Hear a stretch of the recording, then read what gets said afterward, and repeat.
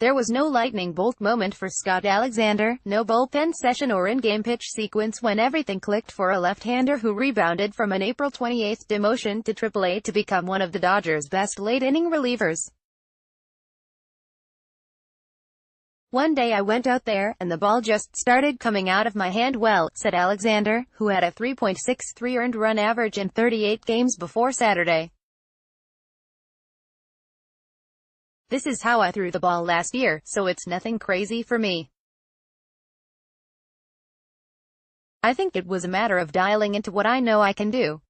Advertisement: The Dodgers acquired the ground ball specialist in a three-team trade from Kansas City in January as an effective and less expensive left-handed option to departed free agent Tony Watson.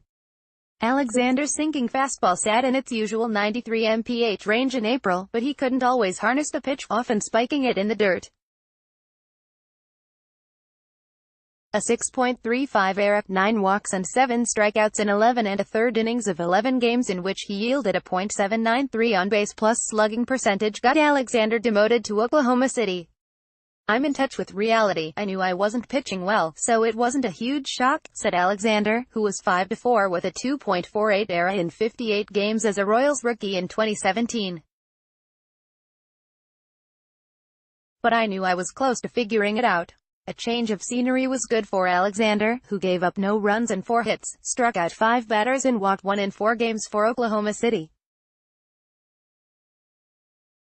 "The first game there allowed me to pitch, and if things didn't go well, I didn't have any stress about it," Alexander said. "I didn't have to worry about losing a game in front of 45,000 people. It was a nice, relaxed environment." Alexander returned to the Dodgers on May 9 with a better feel for his delivery and release point, especially the timing mechanism in which he taps the ball into his glove before throwing a pitch. The strikeout of Albert Pujols with the bases loaded to end the 6th inning and a scoreless 7th inning Friday night capped a 27-appearance stretch in which Alexander had a 2.54 ERA with 8 holds, 25 strikeouts and 10 walks in 28 and a third innings, yielding a .584 OPS.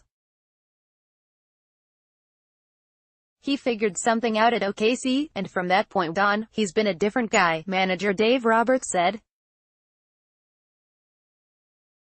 "Having a guy who can get lefties and righties out in leverage, those guys are hard to find, and we're leaning on him a lot." Roster moves: The Dodgers put reliever Yimi Garcia on the 10-day disabled list because of right forearm inflammation and starter Kenta Maeda on the 3-day paternity list after his wife gave birth to the couple's second child, a son, late Thursday night.